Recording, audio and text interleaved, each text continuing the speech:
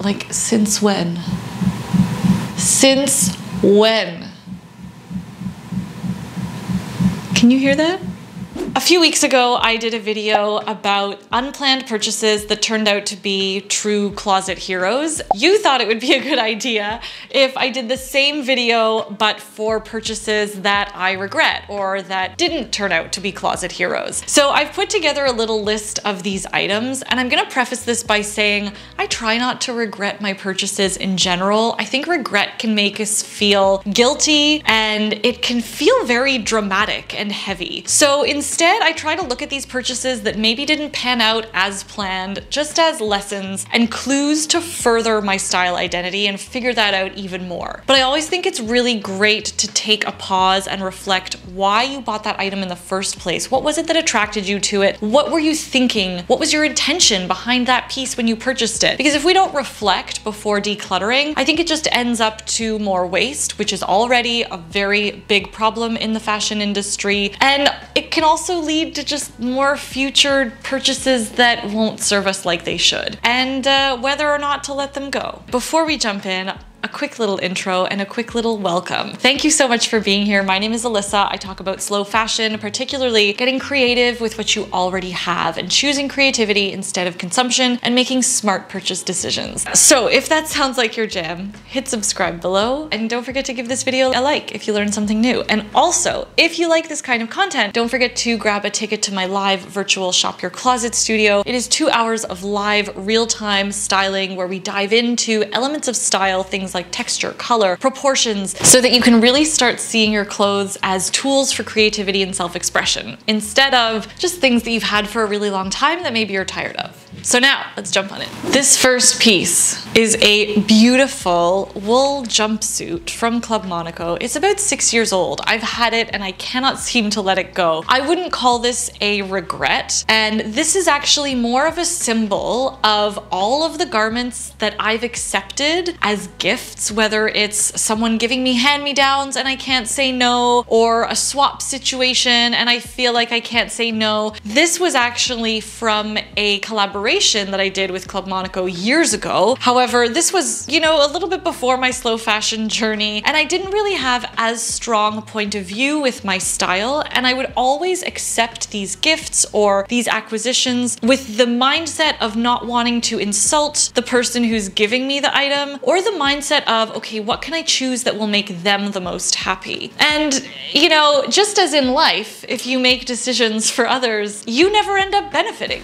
Okay, this next one, I'm shocked. I might still change my mind about it. This is a gorgeous men's 100% cashmere, made in Italy, men's sweater. The good thing about this is that it is, you know, gorgeous vintage cashmere. It's in excellent condition. I'm gonna wait because we're heading into summer now, but I'm gonna wait until fall and consign that piece. Here's the lesson, is that normally when I'm checking the things that I like about a garment off my list, I rarely take into consideration the style vibe, whether it's, you know, I like things that are timeless and classic and a little bit undone. And normally the undone piece of my style vibe comes from the styling, wearing things untucked, and things that are timeless and classic, that's usually up to silhouette and color. This though, I really didn't consider the vibe. So perhaps taking into consideration the energy and the vibe of a garment, that's the lesson here. These amazing, great block heel, patent leather over the knee boots. I love an over the knee boot. The heel is perfect for when you want to walk in the rain.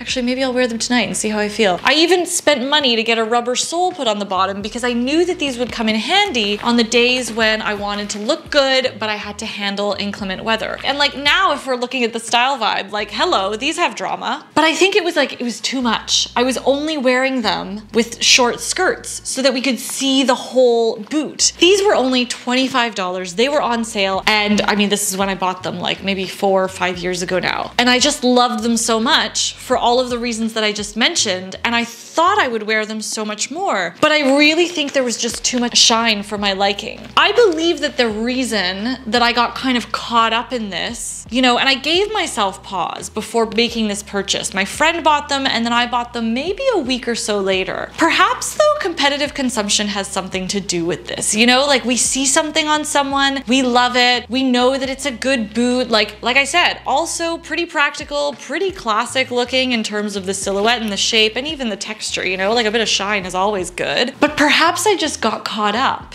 in that moment of wanting what my friend had, seeing them on her and they just looked so good. And I think this can happen so often to us, especially with social media. So maybe in this case, even though I took a step back and waited a week to purchase them, maybe just being more aware of whether or not we're participating in competitive consumption could be a good reflection.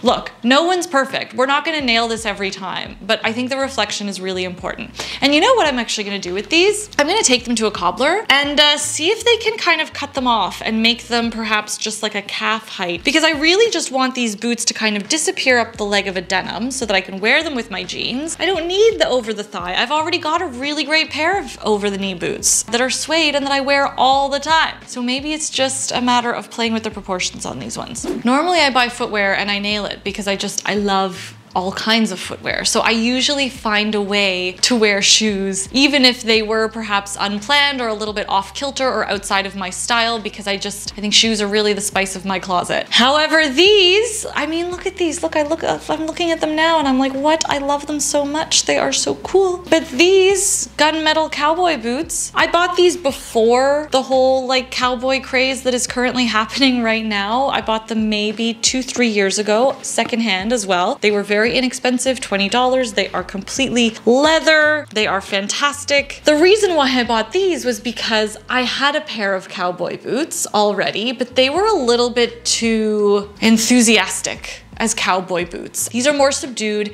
They're also a metallic, which I love. I love metallic footwear. I've worked with it before. I know how to do this. Great. Let me use these and replace that other cowboy boot. So I let go of the other cowboy boots, got these, and wouldn't you know it, don't really wear them that often. I don't regret this purchase, okay? Like I said, regret is such a strong word, but it was unnecessary and I could definitely live my best closet life without them. The lesson here is if you're not wearing something in your closet, it might not mean that you just need a different version of it. It might just mean that you don't need it at all. I think we feel so compelled to have certain items in our closet, you know, with all of these lists around capsules, like we all need a button up, we all need knitwear, we all need this. But I don't think that's true. I really don't. I really felt like, okay, everyone needs a cowboy boot. Really?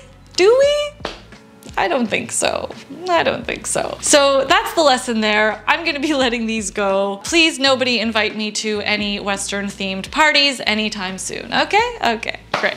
Last but not least.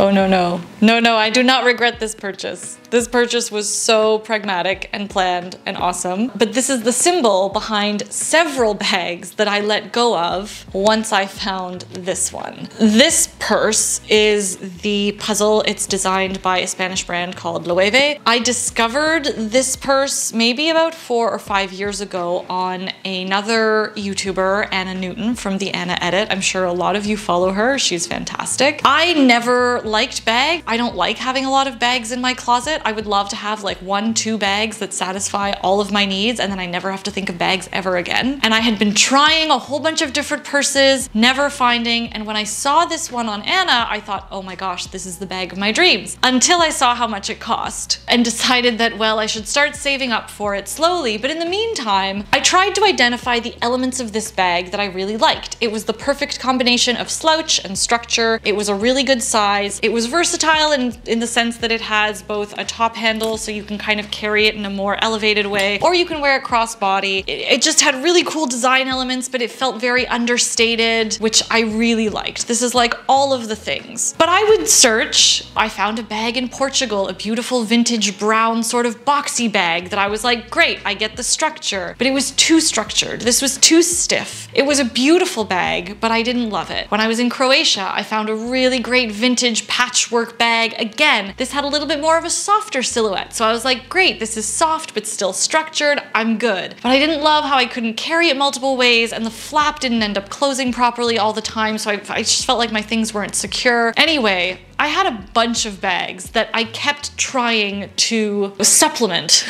this one. But in the end, none of these bags served me. So finally, I saved up for my first Loewe puzzle, which was actually secondhand. It was a really good deal. I finally made the purchase. That bag turned out to be as absolutely awesome as I had ever imagined. So I let go of like all of my other purses, like RIP. I let go of maybe 3 or 4, actually probably up to 6 purses. Well, now I have 2 because I realized how much I like them. And now I don't need any more bags.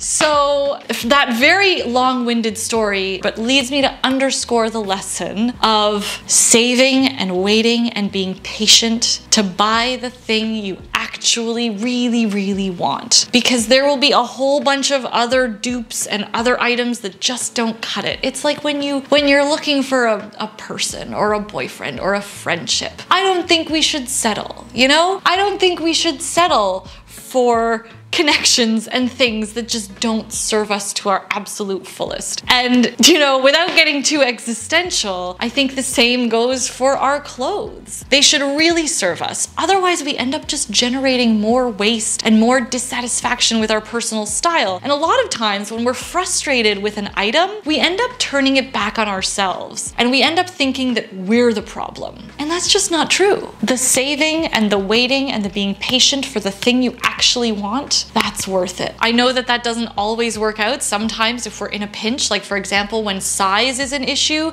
if we can't find our size or if our body is fluctuating and we have to do an interview or go to a wedding or something, sometimes we also have to make a purchase decision that we just know we're not gonna wear again. And that's okay too. But hopefully that last lesson and all of these lessons will just give us a little bit more food for thought and give us that time to pause before both making a purchase and letting any old purchases go.